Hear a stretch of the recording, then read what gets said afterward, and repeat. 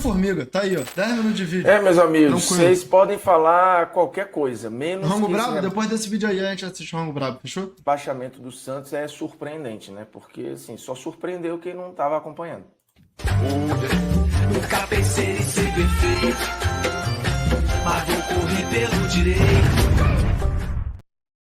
Fala, moçada, beleza? O Bruno Formiga na área e nada mais. Falemos de algo histórico no Brasileirão 2023. Apesar do título enorme do Palmeiras, o 12º campeonato brasileiro do clube, mais um bicampeonato seguido, o Palmeiras, ele na última rodada, entrou virtualmente campeão e meio que as pessoas esperando um jogo protocolar contra o Cruzeiro só para confirmar algo que já se sabia desde a rodada anterior. As atenções ou as tensões ficavam mesmo para a luta contra o rebaixamento. E ali você teve uma loucura de meia hora em meia hora, de 10 em 10 minutos, mudava o rebaixado. Começou o Bahia, em determinado momento da rodada entrou o Vasco, depois entrou o Santos, voltou o Vasco, voltou o Bahia, e ficou essa troca até a confirmação da queda do Santos. Uma queda, repito, que ela não é surpreendente. Ela é uma queda inédita, dolorosa, cruel até, eu diria, porque ela acontece no ano do Brasileirão Rei, né? Em dezembro de 22, morreu o Rei Pelé, e o Brasileirão 2023, o Campeonato Paulista, né, já tinha sido em homenagem ao Pelé, e o Santos no Campeonato Paulista já tinha corrido sério risco de rebaixamento, ficou de novo fora do mata-mata, repetindo problemas e erros que já tinham acontecido em 2022, em 2021, e tudo isso desemboca em O foda é que o Campeonato Paulista ele também é cruel, né, mano? O sarrafo é lá em cima, né? Porque as equipes pequenas do Paulista não são nem um pouco de bobeira, mano. Santos, que flertou com o rebaixamento durante todo o campeonato, correu este risco seriamente, chegou a ficar mais de 10 jogos sem ganhar, muitas trocas de treinador, crise com jogadores afastados, depois reintegrados, jogadores punidos, jogadores reclamando que a gestão prometeu bonificações e premiações que não foram pagas, salários atrasados, dívidas que só cresciam. E aí vem, na última rodada, o Santos numa situação que era até, diria, dentro de um geral confortável. O Santos jogando em casa, dependia só de si, contra um adversário que já não tinha nenhuma pretensão no campeonato. Então, assim, o Santos não dependia de resultado de ninguém e não conseguiu fazer o seu resultado. E acabou vendo o Bahia e o Vasco. Isso aí é uma pica, porque teoricamente o Santos era o mais garantido. Eu vi que de 27 combinações, apenas 3 o Santos caía. E, pô, dos 3 adversários que Vasco, Santos e Bahia tinham, eu acho que o do Santos era o mais fácil, teoricamente. Mas, pô, o que precisava quando é pra dentro ser, das filho. suas casas, e o Santos perdendo para o Fortaleza. Na reta final, inclusive, o Santos teve derrotas consecutivas, empates, vários tropeços que minaram a segurança do time na Série A, e aí deixou tudo para a última rodada. O Santos, que tem sido um mandante muito frágil, um mandante muito ruim, e a segunda pior defesa do campeonato. Portanto, era um time que estava exposto ao risco. E aí aconteceu o primeiro rebaixamento da história do Santos. Mas é preciso a gente lembrar, quando fala que não surpreende, que o Santos vinha dando sinais e não era de hoje. E quando a gente olha para trás, outros rebaixamentos de outros gigantes, a planilha do rebaixamento ela ia sendo preenchida, né? Mês a mês, temporada a temporada, polêmica a polêmica, dívida a dívida, e muitos torcedores, ou muitos conselheiros, ou muitos dirigentes escolhiam ignorar. Ignorar porque achavam que a mística ia segurar, porque a torcida ia sustentar, porque a camisa pesa. A camisa, nem a torcida e nem a mística, elas não seguraram vários desses gigantes. E eles foram caindo um a um. Alguns mais de uma vez. E agora chegou a vez do Santos. Acho que a diretoria se confiou muito na mística, se confiou muito em alguns nomes e viu a derrocada acontecer. Moleque, a gente vai ter um campeonato brasileiro de Série A, a elite do futebol nacional, sem o Santos. Tipo assim, às vezes não pega vocês parar pra pensar, eu zoo, eu brinco e tal, mas não pega vocês parar pra pensar, tipo assim, caralho, o Santos caiu de divisão, cara. Vale lembrar, de 2021 para cá, o Santos teve mais de 10 treinadores. Alguns com trabalhos completamente diferentes do seguinte ou do anterior. Não havia nenhum diálogo no modelo de jogo ou na lógica do que cada um pensava enquanto futebol. É preciso lembrar que o Rueda, ele assume depois de um presidente sofrer impeachment. Foi o que aconteceu com o Pérez, por gestão temerária, uso indevido de cartão corporativo e várias outras questões. O Rolo, que também foi presidente do Santos, nesse meio tempo, teve que responder criminalmente por coisas nada a ver ligadas com o futebol, mostrando em que mãos o clube esteve durante um tempo.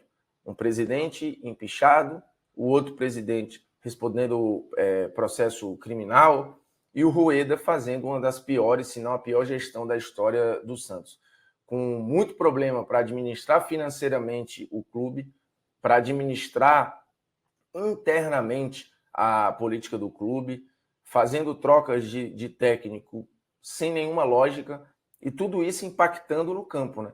Com jogadores insatisfeitos por não terem promessas cumpridas, por verem prêmios, bichos, etc., atrasados, e a coisa não conseguindo andar, né? Muita pressão da torcida. Eu vi um papo que eu não sei se é verdade e, acho que é até leviano da minha parte confirmar aqui, à medida que, eu não vi uma mídia específica de grande reconhecimento publicando. Mas rolou um papo de que o Santos, os jogadores do Santos, né, não a instituição, mas estavam chateados pelo atraso no pagamento de um bicho. Não teve um bagulho desse? E que aí, tipo assim, os caras estariam putinho pra jogar. Não rolou um papo desse, mano? Vi algo do tipo no Twitter, eu tava no voo, aliás, da França pra Itália. Só que, moleque, se essa porra realmente for verdade, né? Tô trabalhando no campo do C, o eventual, né? Eu vi mais de um lugar falando. Moleque, é um absurdo, cara.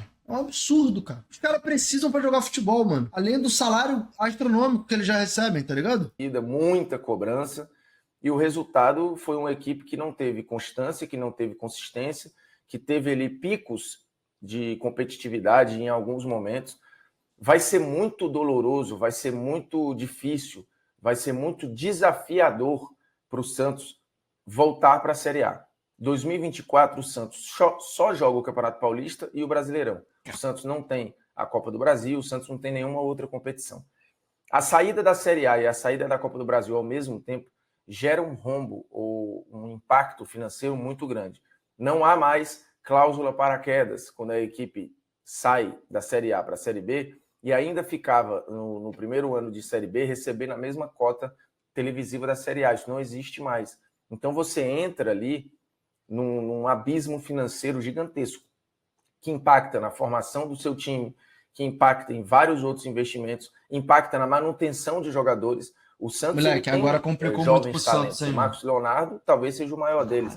O Marcos Leonardo recebeu proposta da Roma na temporada 2023, queria ter ido, e imagino que agora, para sair, ele vai ser mais barato do que ele era enquanto era um jogador de Série A.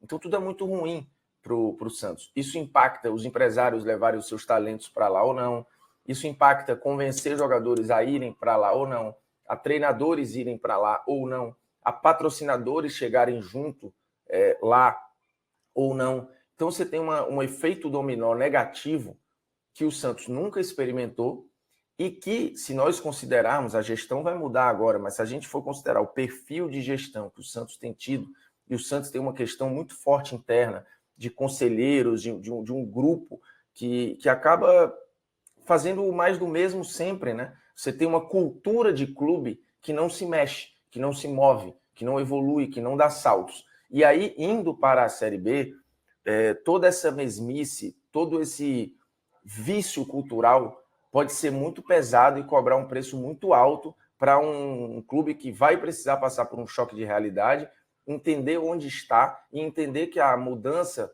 a manutenção, de algumas peças passa por entender o que é a Série B, o que exige a Série B. É uma logística muito mais trabalhosa jogar a Série B. Puta, não é comparação, moleque.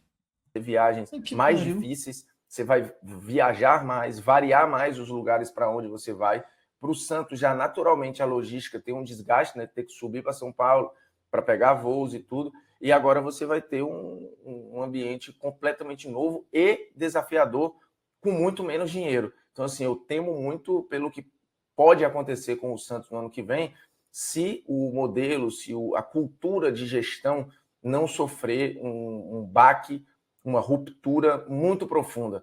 Então, assim, não é um rebaixamento que surpreende, porque o time vem dando sinais há 2, 3 temporadas, né? O que aconteceu com a final da Libertadores, naquele momento, me pareceu completamente fora da curva, assim, não era o plano, não se imaginava que o Santos chegasse numa final de Libertadores, e dali para frente o time claramente não soube administrar e não soube lidar com nada do que veio dali para frente, né? Troca de técnico, dívida, gasto errado, várias contratações que não funcionaram, disputas internas muito ruins, e de novo, o Rueda ele vai ser a personificação do rebaixamento, né? Ele entra para a história como o primeiro presidente a cair com o Santos, mas ele foi herdando gestões também muito ruins, né, que acabaram desaguando e caindo no colo dele, e que ele também não soube encontrar nenhum tipo de solução. Então eu temo muito pelo 2024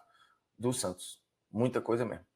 Moleque, é loucura tu pensar, né? Só vai disputar o Paulista, não disputa a Copa do Brasil, caiu pra Série B no Brasileiro, então não tem a cota. Então, tipo assim, cara, em relação à grana, é um ano muito complicado pro Santos, ainda mais no momento que ele vai ter que perder a maioria das peças importantes do time, em função de ter caído de divisão.